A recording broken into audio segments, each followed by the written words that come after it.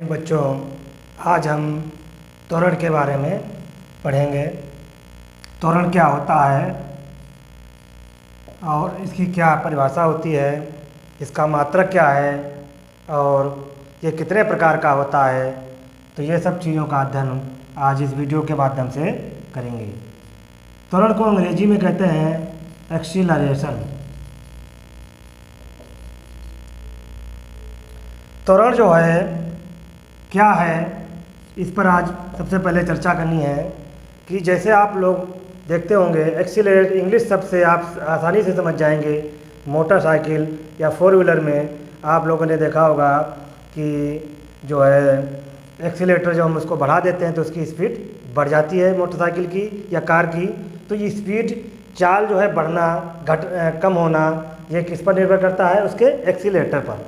तो एक्सीलरेटर क्या होता है, वो क्या करता है, उसका काम क्या है।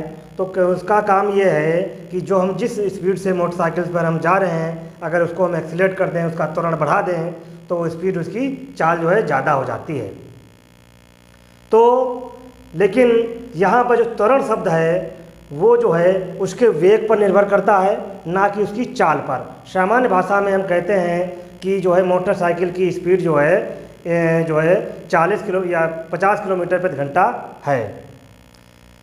तो वहाँ पर चाल और वेग का जो मैंने पिछले टॉपिक में वीडियो में हमने आपको बताया था, चाल एक अदिश राशि है और वेग सदिश राशि है। और जो त्वरण होता है वो सिर्फ वेग पर निर्भर करता है, चाल पर उस पर निर्भर नहीं करता है।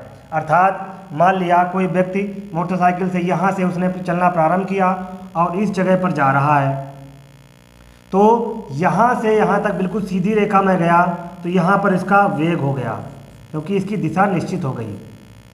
उसी चीज़ को आप कह सकते हैं कि जैसे चाल की जब बात आ रही है तो चाल भी इसी में चल रही है। मोटरसाइकिल यहाँ से स्टार्ट कर रहा है, उसके बाद में यहाँ पर पहुँचने के बाद में ये जो है थोड़ा इधर मुड़ गया और इस जगह पर पहुँच गया।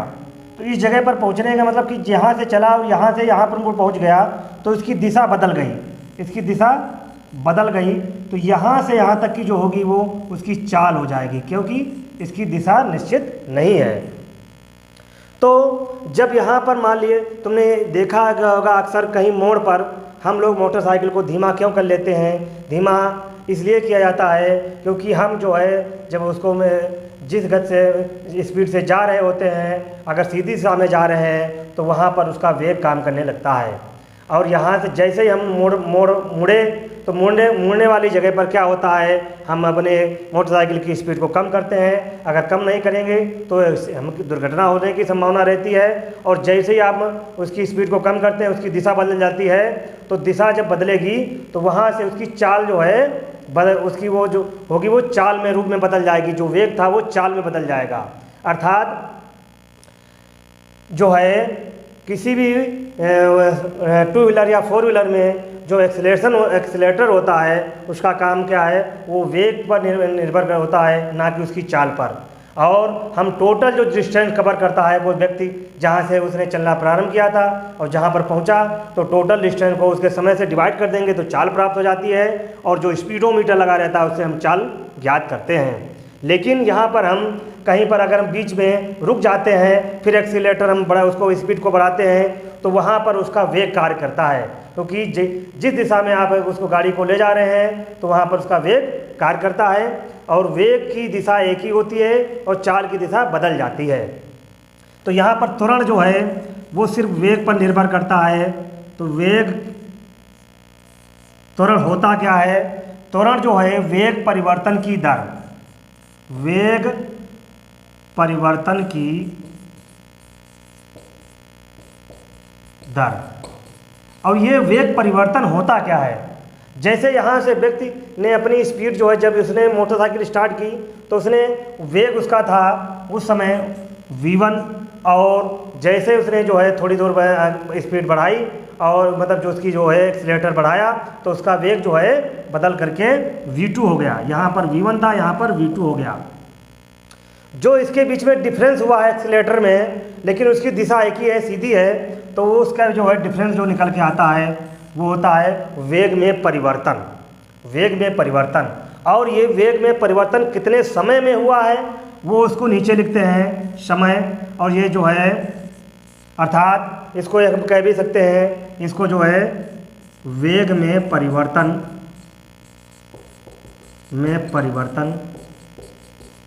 बटे समय। समय यहाँ पर भी समयांतराल, जब यहाँ पर जो है व्यक्ति का, जब कोई इसने मोटरसाइकिल स्टार्ट की थी, एक्सीलेटर बढ़ाया था, तो उस समय उसकी चाल जो है समय था t1, और जब यहाँ पर पहुँचा तो उसका समय हो गया t2।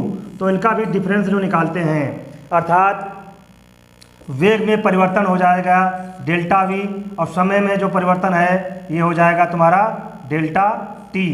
समय में परिवर्तन है, परिवर्तन।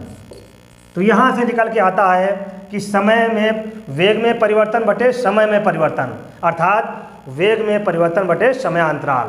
तो समयांतराल इसको डिनोट करते हैं, v को कहते हैं वेलोसिटी, t को कहते हैं टाइम, और यहाँ पर त्वरण को कहते हैं एक्सीलरेशन। तो यहाँ से इसका एक वर्ड आ जाएगा, सिंबल आ जाता है a। तो a बराबर होता है डेल्टा v बटे डेल्टा t। और यहाँ पर ये त्रिभुज जैसी संरचना होती है, इसको हम सिंबल कहते हैं, और ये सिंबल का नाम होता है डेल्टा, इसको हम डेल्टा कहते हैं। तो त्वरण, यहाँ से परिभाषा निकली कि त्वरण जो होता है वो वेग परिवर्तन की दर, उसके वेग में कितना परिवर्तन हुआ, कितने समयांतराल में हुआ है। किसी वस्तु में, गतिशील वस्तु में, उसके एकांक समय में जो वेग परिवर्तन होता है उसको जो है हम उसका त्वरण कहते हैं। त्वरण के बाद में, ये परिभाषा के बाद में यह भी समझना है कि त्वरण कितने प्रकार का होता है। तो सबसे पहले नंबर पर आता है रेखीय त्वरण। रेखीय त्वरण, रेखीय त्वरण जो होता है, ये जो अभी हमने त्वरण पढ़ाया है ये रेखीय त्वरण ही था, क्योंकि इसकी दिशा फोर व्हीलर या मोटरसाइकिल की दिशा एक जो है रेखा, सरल रेखा में होती है। अगर कहीं पर मुड़ता है तो थोड़ी जहाँ पर मुड़ेगा वहाँ पर भी तो उसकी डायरेक्शन जो होगी वो सरल रेखा में ही होगी। नंबर दूसरे पर आता है गुरुत्वीय त्वरण। गुरुत्वीय त्वरण। नंबर 3 पर आता है कोणीय त्वरण। और नंबर 4 पर आता है अभिकेंद्रीय त्वरण। केंद्रीय त्वरण, इसको इंग्लिश में कहते हैं लीनियर एक्सीलरेशन। ये आपने ऊपर पढ़ ही रखा है, शॉर्ट फॉर्म में इसको लिख रहे हैं। और गुरुत्वीय त्वरण को कहते हैं ग्रेविटेशनल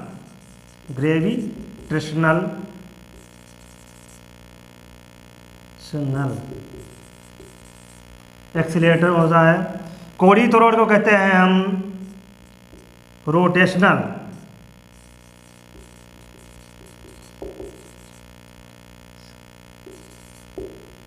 और अभिकेंद्रीय त्वरण को कहते हैं सेंट्रीपिटल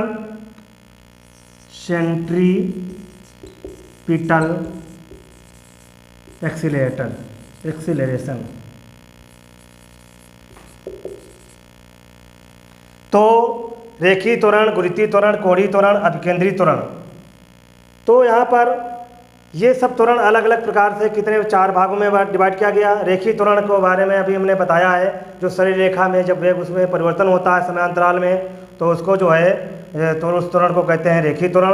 गुरुत्वीय त्वरण, जो पृथ्वी जो होती है अपने केंद्र से जो है जब ऊपर की ओर कोई वस्तु को ऊपर उछाली जाती है और उसको जो है उसमें उछालने में जो जितनी वेग से उसमें जो है उछाला जाता है और उसके जो है दूरी पर निर्भर करती है। इसके गुरुत्वीय त्वरण के बारे में आप जब है आगे के उच्च कक्षाओं में पढ़ेंगे तो ग्रेविटेशनल त्वरण जो है वहाँ पर आता है। और कोणीय त्वरण जो होता है, जब कोई वस्तु किसी वृत्तीय पथ पर या घूर्णन पथ पर कार्य करती है, गति करती है, तो उस जगह पर जो है वो त्वरण होता है, वो कोणीय त्वरण होता है। अभिकेंद्रीय त्वरण, इसे सेंट्रीपिटल फोर्स जो है एक्सीलरेटर कहते हैं। अभिकेंद्रीय त्वरण में क्या आता है, जब तुमने देखा होगा किसी वृत्तीय पथ पर जब कोई व्यक्ति जो है गति करता है और उसकी गति जो है उस वृत्ताकार मार्ग के अनुदिश ही होती है। जैसे यहाँ पर उसका केंद्र है इसको ऊपर से समझिए कि जब कोई एक अभिकेंद्री त्वरण में क्या विशेषता है कि जब कोई एक व्यक्ति वृत्ताकार मार्ग पर उसके वृत्तीय मार्ग के अनुदिश गति करता है तो उसका ये केंद्र होता है, और इसके भीतर जब गति करता है, जैसे आप मेले में मौत का कुआं देखते हैं तो उस व्यक्ति इसके किनारे किनारे इसके जो है गति करता रहता है। तो तुमने देखा होगा कि वो व्यक्ति किस प्रकार से गति कर रहा है कि वो नीचे नहीं गिर रहा है। तो वहाँ पर जो त्वरण कार्य करता है वहाँ पर ये अभिकेंद्री त्वरण होता है, अभिकेंद्री त्वरण।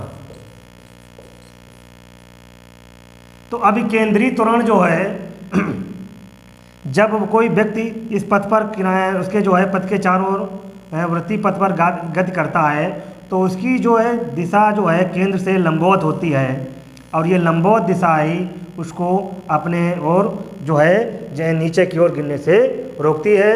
और इस त्वरण के द्वारा, और यहाँ पर जो उसका वेग हमेशा बदलता रहता है। जैसे जैसे इस वृत्तीय मार्ग पर गति करता है तो इसका वेग बदलता रहता है, और वेग परिवर्तन जो होता है, वेग परिवर्तन की दर जितने समय में उसका वेग में परिवर्तन होता है उसकी जो वेग में परिवर्तन और समयांतराल के अनुपात को हम अभिकेंद्री त्वरण कहते हैं।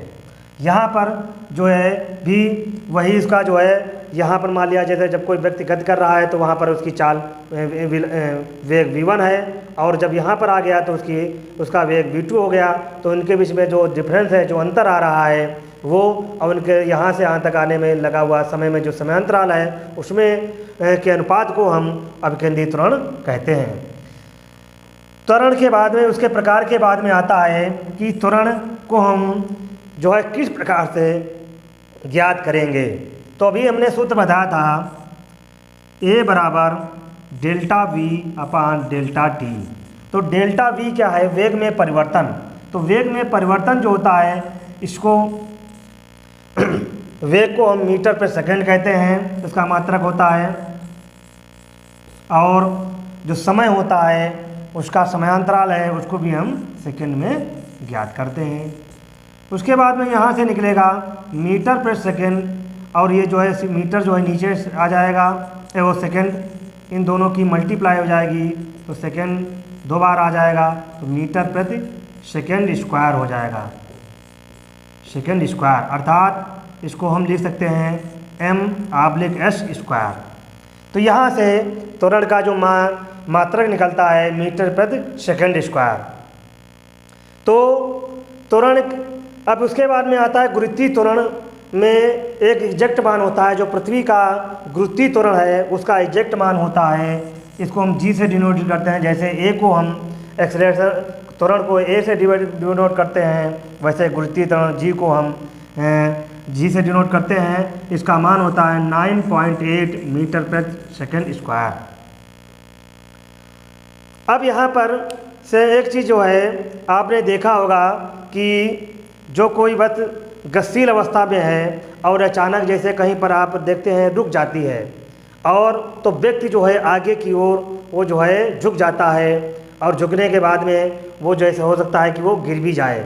तो इसमें ये एक मेन पॉइंट आपने देखा होगा, अक्सर मान लिया कोई मोटरसाइकिल से जा रहा था या कोई पीछे व्यक्ति बैठा हुआ है, एकदम से मोटरसाइकिल किसी ने आगे वाले व्यक्ति ने रोकी, उसको तो आभास हो जाता है कि आगे वाला कहीं पर उसको खतरा दिखाई दे रहा है, तो अपने एक्सीलरेटर को कम कर देता है, और जो उसका वेग है वो जो उसकी भी स्पीड है वो कम हो जाती है। अब कम होने के बाद में तुमने देखा है कि जब व्यक्ति गति कर रहा था तो उस पर मोटरसाइकिल पर बैठ करके तो उसकी दिशा एक परपेंडिकुलर सीधी दिशा में हो रही थी, और जैसे ही व्यक्ति ने ब्रेक लगाई तो मोटरसाइकिल तो रुक रही है, लेकिन उसके व्यक्ति के अंदर जो उस पर बैठा हुआ है वो भी गतिशील अवस्था में आता है, और वो आगे की ओर क्यों झुकता है? क्योंकि वो अपने वेग में उसने अपने वेग में कोई परिवर्तन नहीं किया है, वो उसका वेग बराबर चल रहा था, अचानक रुकने से वो आगे की ओर झुक जाता है। अर्थात वो टेढ़े मेढ़े क्यों नहीं झुकता है, वो सिर्फ एक ही दिशा में आगे की ओर झुकता है। जैसे मोटरसाइकिल आगे की ओर जा रही है तो आगे की ही ओर वो झुकता है। कारण यही है कि वो उस पर बैठा व्यक्ति अपने वेग में कंट्रोल नहीं कर पाता है, जब वेग में कंट्रोल नहीं कर पाएगा और वेग से ही निकलती है उसकी दिशा, अर्थात वो वेग सीधी दिशा में जा रहा है आगे की ओर, इसीलिए वो व्यक्ति आगे की ओर झुकता है। तो यहाँ पर हम त्वरण के बारे में आज आपसे जो इस वीडियो के माध्यम से जो हमने आपसे रोचक तथ्यों पर जो है आपको बताया, अध्ययन करवाया, तो इसमें जो कहीं पर आपको कहीं पर समस्या आ रही हो तो मेरे कमेंट बॉक्स में उसमें अपने कमेंट प्रतिक्रिया व्यक्त करें और मेरे चैनल को सब्सक्राइब करें। धन्यवाद।